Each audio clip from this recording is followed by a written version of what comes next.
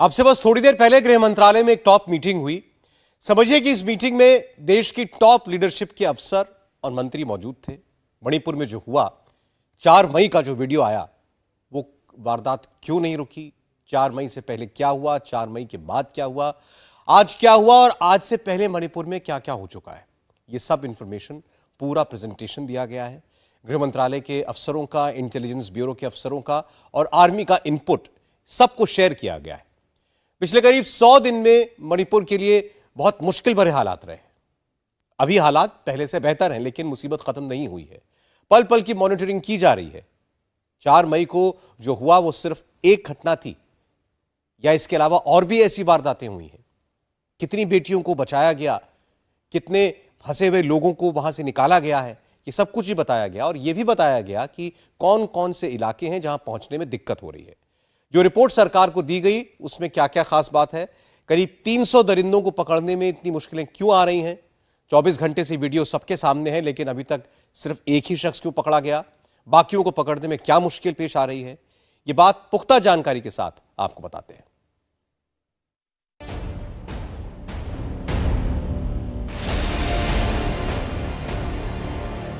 मेरे को इतना बुरा लगा, इतना खराब लगा। ये तो ह्यूमैनिटी नहीं है, इसमें ये तो क्राइम अगेंस्ट ह्यूमैनिटी है। 77 दिन बाद भी क्यों नहीं पकड़े गए मणिपुर के गुनहगार? 400 लोगों की भीड़ में से सिर्फ एक ही अपराधी क्यों पकड़ा गया? वीडियो में अपराधियों का चेहरा दिखने के बावजूद गिरफ्तारी क्यों नहीं हुई? मणिपुर की पुलिस ने इस केस में लापरवाही क्यों की? महिलाओं को शर्मसार करने वाले अभी तक आजाद क्यों घूम रहे हैं?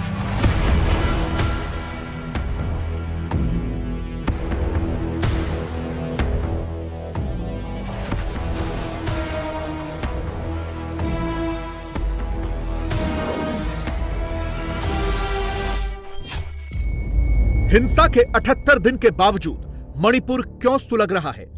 मणिपुर की आग सेना भी शांत क्यों नहीं कर पा रही? अभी तक केंद्र सरकार मणिपुर की समस्या का हल क्यों नहीं निकाल पाई?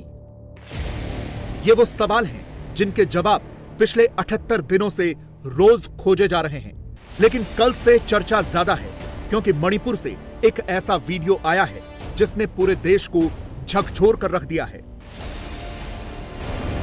पूरे देश में आक्रोश पैदा कर दिया है। चुप्पी तोड़ो, चुप्पी तोड़ो।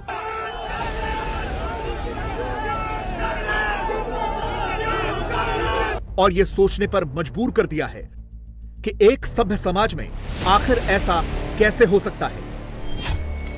घटना 77 दिन पहले यानी 4 मई की है। 3 मई से ही मणिपुर में दोनों समुदायों यानी मैतेई और कुकी के बीच हिंसक झड़पें शुरू हुई थीं। इस घटना की एफआईआर 18 मई को दर्ज की गई।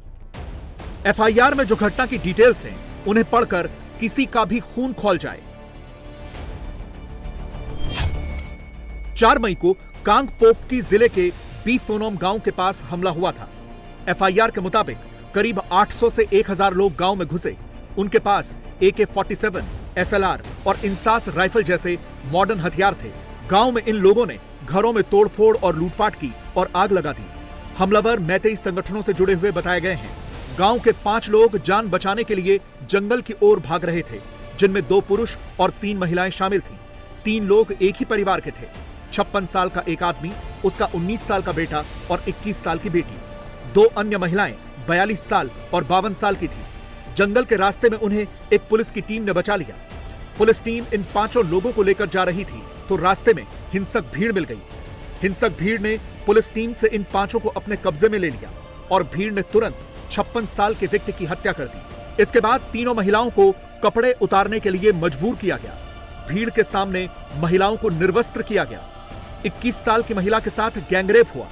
महिला के 19 साल के भाई ने बचाने की कोशिश की तो भीड़ ने उसकी भी हत्या कर दी, जबकि 2 अन्य महिलाएं अपने कुछ परिचितों की मदद से भागने में कामयाब रहीं। कल एक वीडियो आया, वीडियो करके मेरे को बोला, तो हमने इमीडिएटली वो वीडियो को देखा।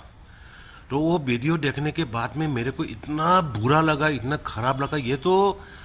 ये तो ह्यूमैनिटी नहीं है, इसमें ये तो क्राइम अगेंस्ट ह्यूमैनिटी है। ये आदमी का वो मतलब कोई ऐसा ही आदमी वालों ने करने वाला काम ही नहीं है। तो इसीलिए हमने इसको स्ट्रॉन्गेस्ट टर्म में कंडेम किया और इमीडिएटली पुलिस लोगों को बोला कि जो भी है, जो वीडियो को ऑथेंटिकेट करो रियलिटी और फैक्ट, उसके बाद में तुम जहाँ जहाँ में सस्पिशन एरिया है उसमें ऑपरेशन करके जो भी है उसको पकड़ना है। और स्टेट गवर्नमेंट इतना भी ट्राई करेंगे कि एफर्ट देंगे कि जो भी एविडेंस वगैरह करके वो जैसे वाला कल्प्रिट को, जैसे वाला क्राइम जो कर रहा है ऐसे वाला को सजा, जैसे मौत का सजा दे। पुलिस ने इस घटना में शामिल एक व्यक्ति को पकड़ा है जिसका नाम हेरोदास मैतेई है, जिसकी उम्र 32 साल है। यह मुख्य अपराधी है क्योंकि वीडियो में एक निर्वस्त्र महिला को इसी ने पकड़ा हुआ था। लेकिन पुलिस की लापरवाही देखिए, इसे आज जाकर पकड़ा गया 77 दिनों के बाद। कल जब यह वीडियो वायरल हो गया तो आज यह कार्रवाई की गई। मणिपुर पुलिस की तरफ से जारी फोटो में टाइम और तारीख दोनों दिख रही हैं। साफ लिखा है कि इसे 20 जुलाई 2023 को सुबह 8:03 पर पकड़ा गया। यानी पुलिस अब जाकर एक्टिव हुई है जब इस घटना का वीडियो वायरल हो चुका है। ये पीड़ित महिलाएं एक राहत शिविर में रह रही हैं। वहीं से एक अंग्रेजी अखबार से बात करते हुए एक महिला ने बताया, जो भीड़ हमारे गांव पर हमला करने आई थी उनके साथ पुलिस भी थी।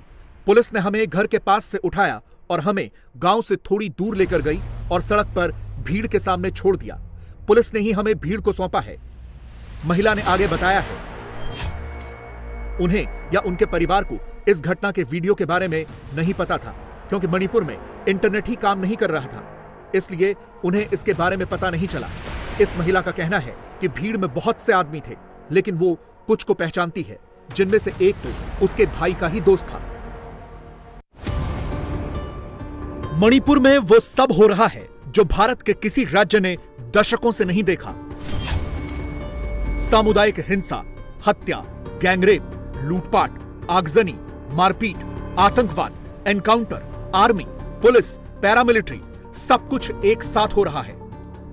ऐसा लगता है कि मणिपुर में कोई सरकार नहीं है। मणिपुर में एक ऐसी सिविल वॉर चल रही है जिसमें दो समुदाय आपस में ही लड़ रहे हैं। 3 मई से जारी इस हिंसा में अब तक 142 लोगों की मौत हो चुकी है। 60,000 से ज्यादा लोग बेघर हो गए हैं। 5,000 आगजनी की घटनाएं हुई हैं। सरकार ने 5,995 मामले दर्ज किए हैं और 6,745 लोगों को हिरासत में लिया है।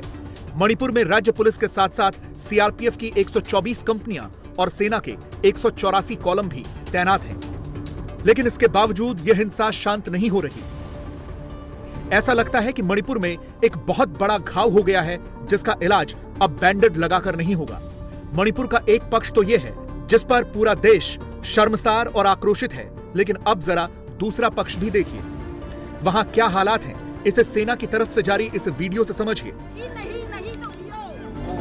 फौज ने ही वीडियो जारी किया है कि कैसे महिलाएं दंगाइयों को भागने में मदद कर रही हैं। इसमें पहली घटना 24 जून की इम्फाल ईस्ट जिले के ईथाम गांव की बताई गई है, जहां महिलाओं ने सेना का काफिला ब्लॉक कर दिया। इसी तरह से पूर्वी इम्फाल जिले के ही येंगान जिपोकपी में 23 जून को हथियारबंद दंगाइयों ने फायरिंग की, साथ में महिलाएं भी थीं। वाहनों में सवार होकर हथियारबंद दंगाई जा रहे थे। इन दंगाइयों को जब भगाया गया तो उन्होंने भागने के लिए एम्बुलेंस तक का भी इस्तेमाल किया। इसी तरह से पूर्वी इम्फाल के ही नुंगशुंग में 13 जून को दंगा हुआ तो भीड़ ने फौज का मूवमेंट रोक दिया। फौज को आगे जाने नहीं दिया गया। इस वीडियो के माध्यम से फौज ने बताया कि मणिपुर में दिन हो या रात महिलाएं फौज के ऑपरेशन में लगातार समस्याएं पैदा कर रही हैं। फौज को अपना साजो सामान ले जाने से भी रोका जा रहा है। जानबूझकर ऐसी कोशिश हो रही है कि फौज घटनास्थल पर देरी से पहुंचे। जैसे कि असम राइफल्स के बेस के एंट्री और एग्जिट रूट पर गड्ढे खोद दिए गए ताकि देरी हो। ऐसी ही एक घटना पूर्वी इम्फाल के ईथम गांव में हुई। 24 जून को एक सूचना के बाद फौज ने ईथम गांव में एक ऑपरेशन किया। फौज ने अलगाववादी संगठन KYKL के 12 लोगों को पकड़ा था, जिनके पास से हथियार और गोला बारूद भी बरामद हुआ था। इन 12 में स्वघोषित लेफ्टिनेंट कर्नल मोइंगरांगथम थामा भी था, जो 2015 में डोगरा रेजिमेंट के जवानों पर हमले का मास्टरमाइंड था। लेकिन तभी 12 से 1500 लोगों की भीड़ ने इलाके को घेर लिया। इस भीड़ का नेतृत्व स्थानीय महिलाएं और लोकल नेता कर रहे थे। फौज लगातार भीड़ से पीछे हटने की अपील कर रही थी, लेकिन वो तैयार नहीं हुए। फौज ने बल प्रयोग इसलिए नहीं किया क्योंकि उससे किसी की जान जा सकती थी। इसलिए सेना ने 12 अलगाववादियों को लोकल नेता के हवाले कर दिया और वहां से चली गई। आर्मी ने इस घटना का एक ड्रोन फुटेज भी जारी किया है, जिसमें 24 जून 2023 की तारीख और शाम के 4:01 का वक्त साफ दिख रहा है। इसमें दिख रहा है कि फौज के ऑपरेशन स्पॉट पर प्रदर्शनकारी महिलाएं हैं। हर तरफ से लोकल जमा हो रहे हैं। अब ऐसे हालात में मणिपुर में हिंसा कैसे रुक सकती है? मणिपुर की समस्या यह भी हो गई है कि वहां अब एक सिविल वॉर जैसे हालात हो गए। गांव-गांव, कस्बा-कस्बा हथियारबंद लोग घूम रहे हैं। पुराने आतंकी और अलगाववादी संगठन भी एक्टिव हो गए हैं। महिलाओं ने अपने गांव के बाहर चेकपोस्ट बना लिए हैं। हर आने जाने वाले की तलाशी ली जा रही है और हजारों की संख्या में लोग ऐसे ही रिलीफ कैंप्स में रहने को मजबूर हैं।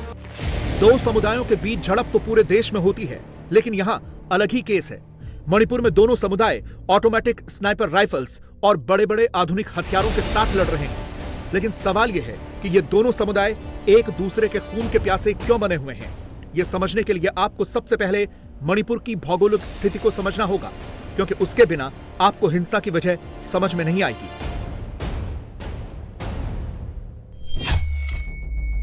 राज्य का भूगोल किसी फुटबॉल स्टेडियम जैसा है, जिसमें इम्फाल घाटी प्लेफील्ड जैसी है और आसपास पहाड़ों से घिरी हुई है। यह जो घाटी है, यह मणिपुर के कुल लैंड एरिया का 100% है और यहीं पर मैतेई समुदाय रहता है, जिनकी संख्या राज्य की आबादी के 64% है। 60 में से 40 विधायक इसी मैतेई समुदाय के हैं, जबकि जो आसपास का पहाड़ी इलाका है वो 90% है। और इस पहाड़ी एरिया में मणिपुर का 35% आदिवासी समाज रहता है, जिनके सिर्फ 60 में से 20 विधायक हैं।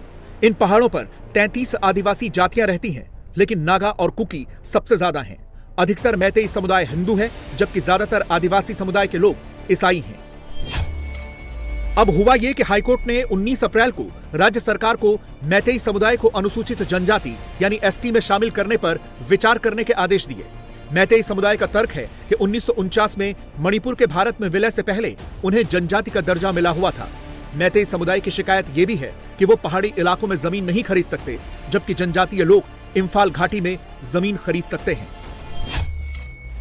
जनजातियों का कहना है कि मैतेई बहुसंख्यक हैं और उनका सियासी दबदबा है। मैतेई समुदाय पढ़ा लिखा है और संपन्न है।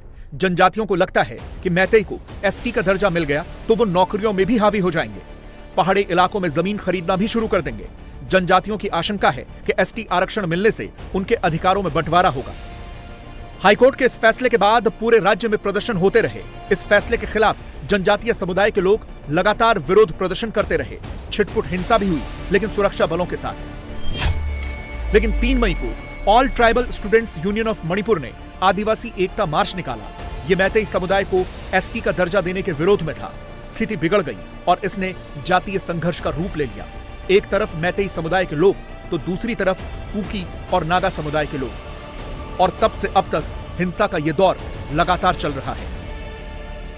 इंडिया टीवी हर वक्त हर जगह डाउनलोड करने के लिए सर्च करें India TV news Google play store या ऐप स्टोर पर।